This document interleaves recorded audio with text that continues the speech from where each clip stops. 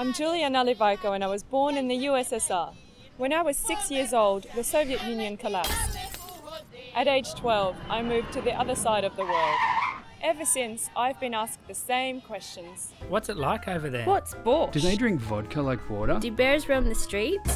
So now I'm going back to find the answers.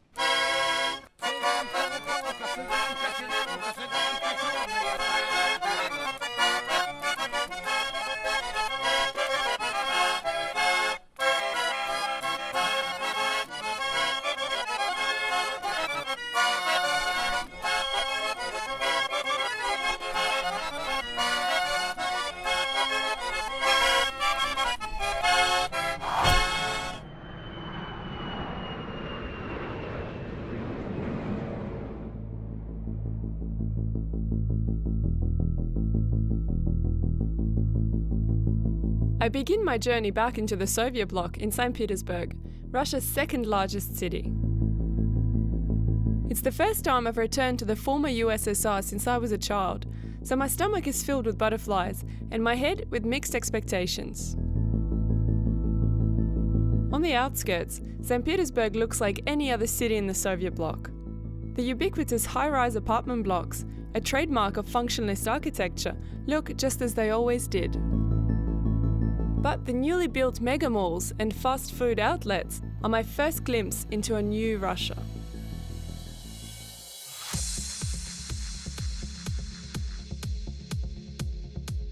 Once in the city centre, I have to remind myself that I am in Russia and not Paris or Rome. It's immediately clear why this city is considered Russia's most beautiful. It is home to 5 million people, and one of them is my friend Oleg, who gives me a personal tour of the city, formerly known as Leningrad. I was born in Leningrad, in Soviet Union, and I know that there is Communist Party, and I believed in Lenin.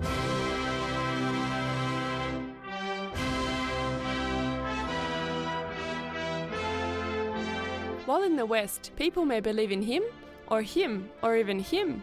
In the Soviet Union, they believed in him. Lenin was one of the founders of the Soviet Union and leader of the Communist Party. He had lived in St Petersburg, which was renamed after him during the Soviet years. This very interesting house, it was the last conspiracy flat of Vladimir Lenin. He was hiding in this house from Tsar police, and in October of 1917 he went from this place to Smolny, from where he ran a revolution.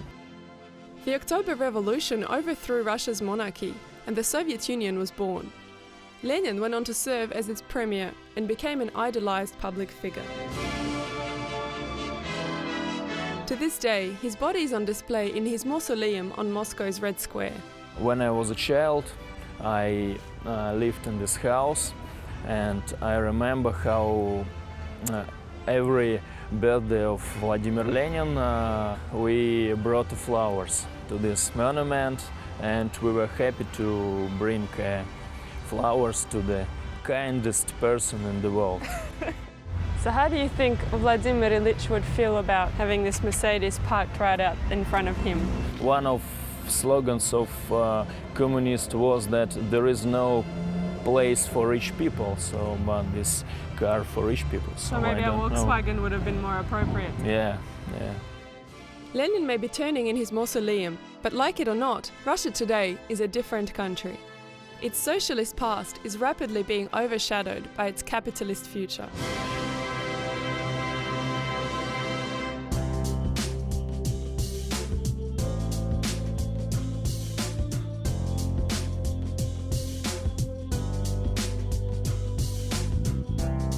But even in a changing society, St Petersburg has held on to its old world charm. The city was founded in the early 1700s by Tsar Peter the Great, who commissioned European architects to design his new city in the style of Venice. Although the project was never completed, St Petersburg has enough canals to justify the title of Venice of the East.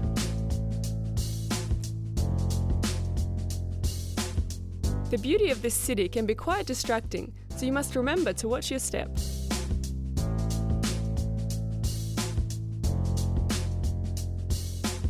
I'm keen to wander away from St Petersburg's well-worn tourist path, so when Oleg offers to show me the city from a different perspective, I jump at the chance.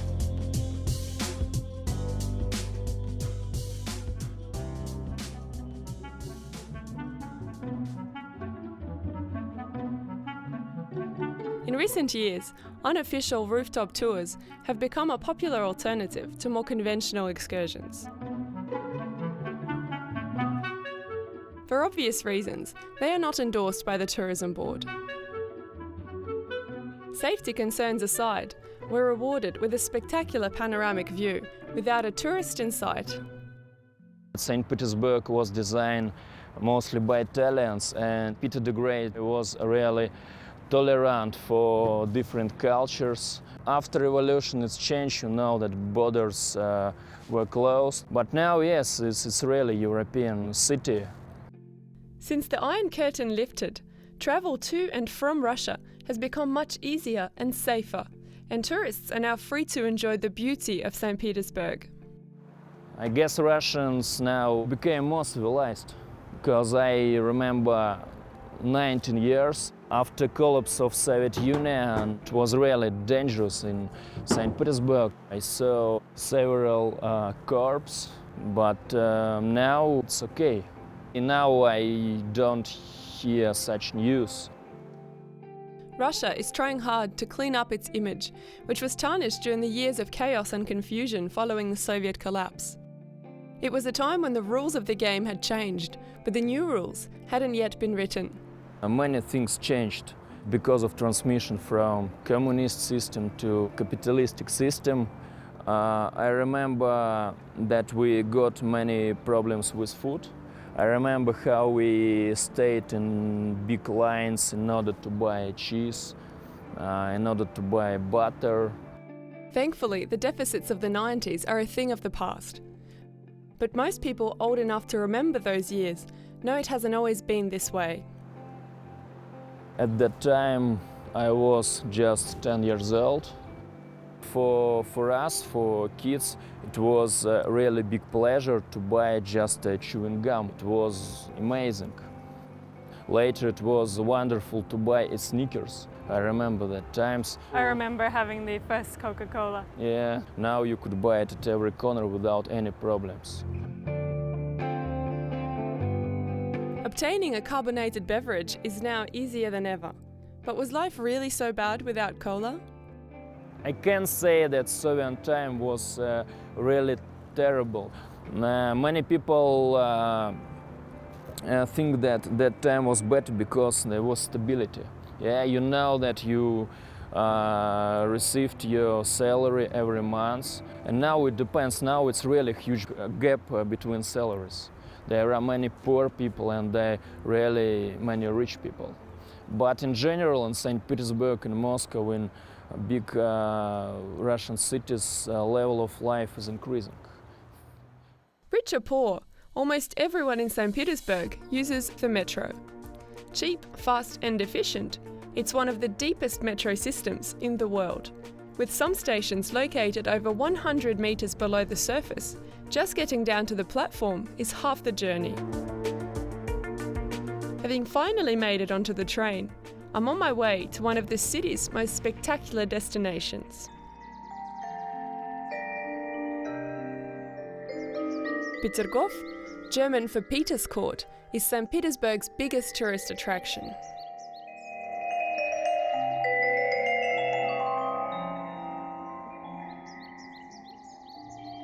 Located on extensive parklands in one of the city's suburbs, this complex of mansions, museums and fountains was built to rival the most opulent royal residences of Europe.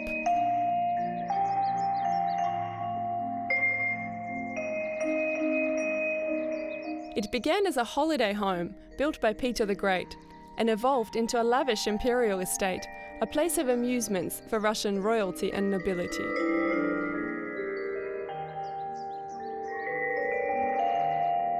The fountains are one of Peterhof's main attractions. Among the largest fountain systems in the world, It covers the entire area of the park.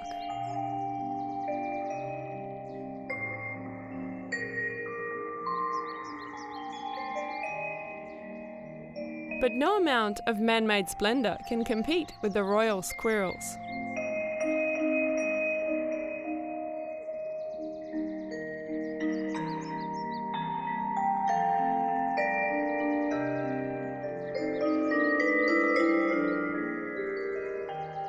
Surrounded with such splendour, it's no wonder the Tsars didn't travel far afield to run the country. As the seat of the Tsar's government, St Petersburg was the imperial capital of Russia for nearly 200 years. It became a cradle of art and culture and has taken on the title of Russia's cultural capital. The city has over 50 theatres, and among them is the most famous of all, the Mariinsky.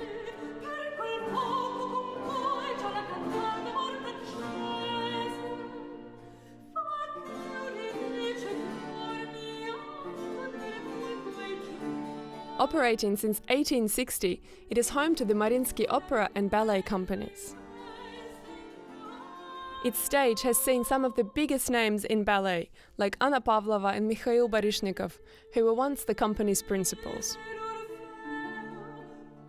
A regular of the Mariinsky stage is opera soprano Ekaterina Popova, who gives me a guided tour of the theatre. Ekaterina grew up in St Petersburg, but began her opera career in France. She returned to Russia in 2003 to sing at the Mariinsky. Я это называю питерским синдромом. Я очень люблю этот город. При первой возможности я вот сюда вернулась, репатриировалась ради Петербурга и ради Мариинского театра. As part of the annual Stars of the White Nights festival, I am attending a performance of the opera Mazeppa, composed by Tchaikovsky and based on a historical account of a Ukrainian Cossack. It's an action-packed performance, by operatic standards.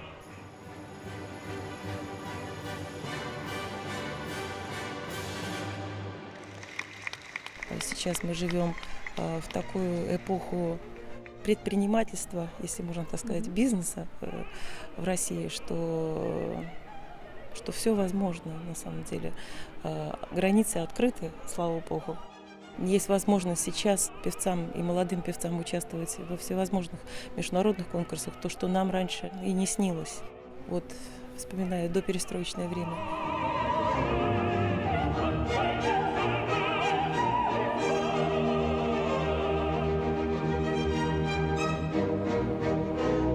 Конечно, у нас есть наши домашние, как сказать, российские проблемы. Проблема, в первую очередь, для молодых певцов здесь, внутри России, заключается в том, что функционирующих театров и очень хорошо, как сказать, обустроенных и субсидируемых очень мало. Вся большая Россия стремится в Москву и в Петербург, потому что это самые удачные, получается, театры. Мариинский театр и Большой театр в Москве. Потому что все упирается так или иначе все-таки в деньги. В этом наш постоянный конфликт такой российский.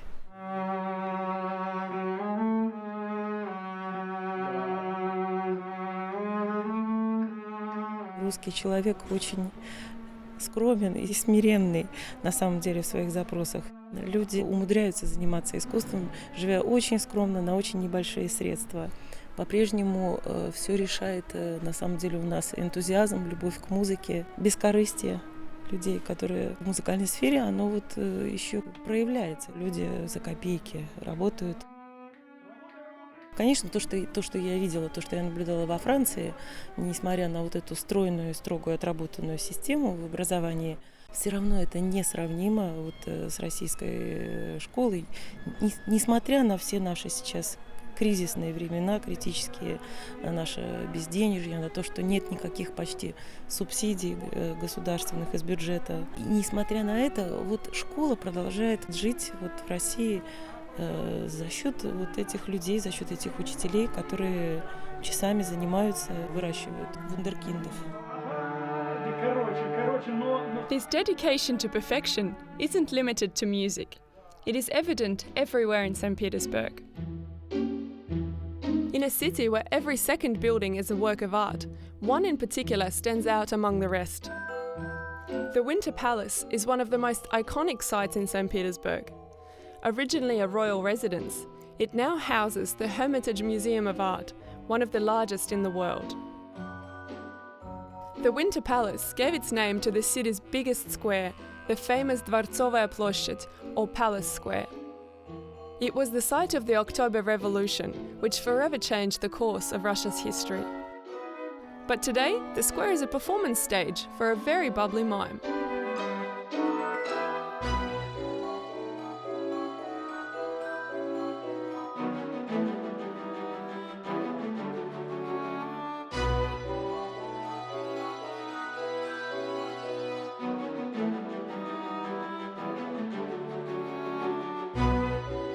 Not wanting to burst his bubble, I bid him adieu and continue along, feeling myself transported to another time. A time when life was calm, quiet, serene. Or not.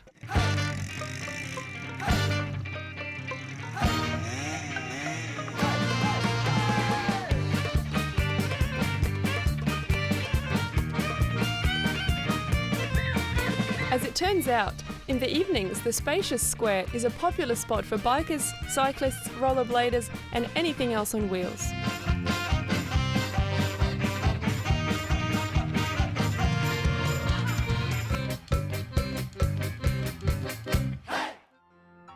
And once darkness falls, St. Petersburg turns on its magic. Just like Tchaikovsky's Nutcracker, where the toys come to life at the stroke of midnight, so do the city's bridges.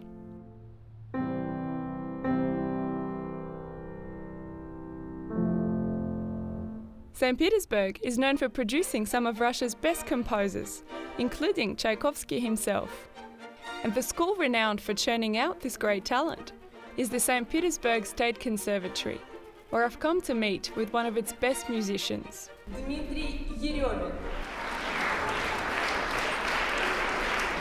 As the head of the cello department, Dmitry is well acquainted with these halls and takes me on a tour of the conservatory. So what got you into music? I was born in a family of musicians, and my grandfather, he was a famous bassoon professor here. This is his class. This is a class that was named after your grandfather. Yes. My grandfather, he always told to his students, you must sing at the bassoon like cello sing. So he really loved cello, and then my parents decided to make me cellist when I was born. So nobody asked me.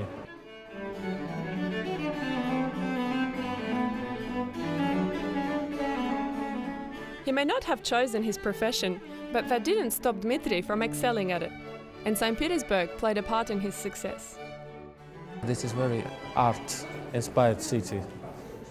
We call it culture capital of Russia. When I was very small, the best musicians played here in St. Petersburg, which was Leningrad at that time. So how do you think the fall of the Soviet Union affected the quality of the music in Russia? The benefit of that is that we open our musical mind, and we open it more to the, for example, for Baroque style music, for very modern music. To the influences of the West. Which were prohibited in Soviet Union. But the bad thing is that a big percent of talent, musicians, talent, students, and as well as teachers, they moved to the West. It was the benefit of the Soviet Union when the best musicians had not so big opportunity to be everywhere. It was not so free like now. So anybody can go to Europe, to America. And also the students, the level of the students now I could say is not so good like it was in Soviet time.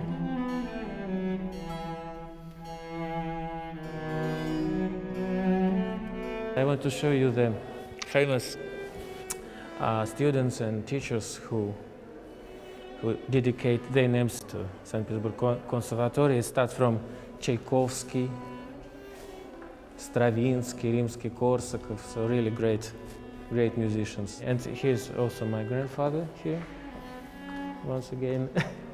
So it's only a matter of time before there's another Yeremin on this board. There are no more space there.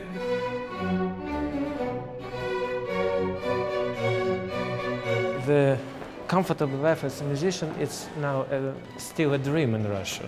Still a dream. We have, in St. Petersburg, we have two really good orchestras. I could say the best orchestras, Mariinsky Theatre and Philharmonia. There, if you work there, you can have money for live, just enough, yes. But as a soloist in Russia, it's a very big problem, because it's no conditions here to be a soloist and to live well.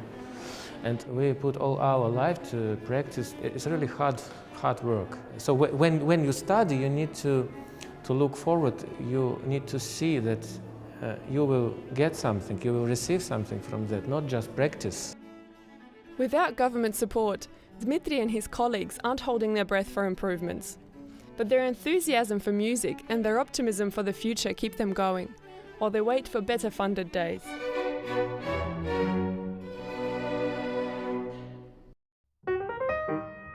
St. Petersburg is one of Russia's major ports. It sits on the banks of the Neva River, at the head of the Gulf of Finland. It was founded in this strategic location to allow Russia access to the Baltic Sea and a free exchange with Western Europe. The river became a focal point of the city and the site of major historical events, from floods to uprisings. St. Petersburg is also home to the oldest naval academy in the country. So in honour of the city's history, I take to the water on a live music cruise, accompanied by my friend Dasha. If Tchaikovsky is synonymous with Russian music, then Dixieland jazz is not. Yet the Leningrad Dixieland Jazz Band has been a St. Petersburg institution for over half a century. Due to its relative openness to the West, St. Petersburg was the gateway for foreign music entering Russia. The first Russian jazz band was formed here in the 1920s. Oleg Kuvaitsev is leader and saxophonist of the band and a well-known figure in the St. Petersburg music scene. Since its inception in the Soviet era, the Leningrad Dixieland Jazz Band has toured the world, including the US, where they've performed on the Johnny Carson show. You know, our band was founded in 1958. So now we have 53 years old band, Dixieland band here in Russia. During the communist era, everything was forbidden. Every time was forbidden. Everybody was forbidden.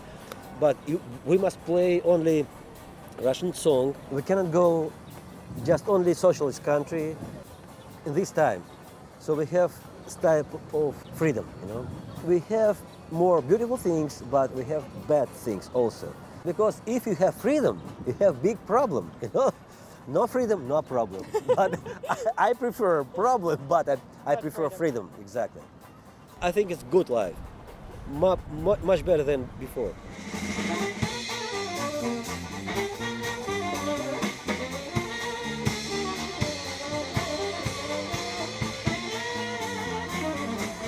Life may be pretty good now, but in a society that didn't encourage musical experimentation, it hasn't been an easy road for Oleg and his band. It was 30 years before they were allowed to visit the birthplace of the very music they play. It was first time when we have been in the United States. It was in 1987. It was historical tour. Never before us, only opera, ballet. Why did they let you out? It was time. It's time. Because Gorbachev, like first step of perestroika. In the 1980s, then head of state Mikhail Gorbachev started the political movement of perestroika, literally a restructuring to open the Soviet Union to the West. Prior to that, the Soviet Union had been an enigmatic superpower, shrouded in mystery to much of the world. And one time when we played in America, in the United States, it was a lot of newspapers and magazines. And one question was for me like a stupid question, do you have in St. Petersburg street lighter? My answer was yes, but all street lighters are red. And she wrote it, but.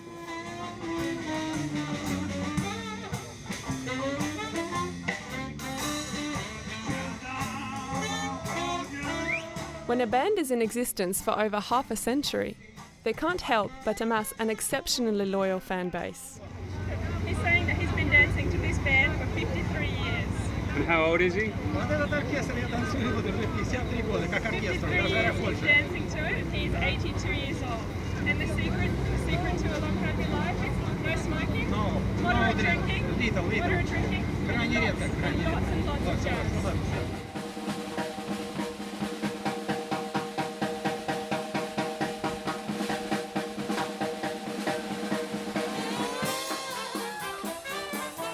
If the key to a long, happy life is an abundance of good music, then the longevity of the locals is assured.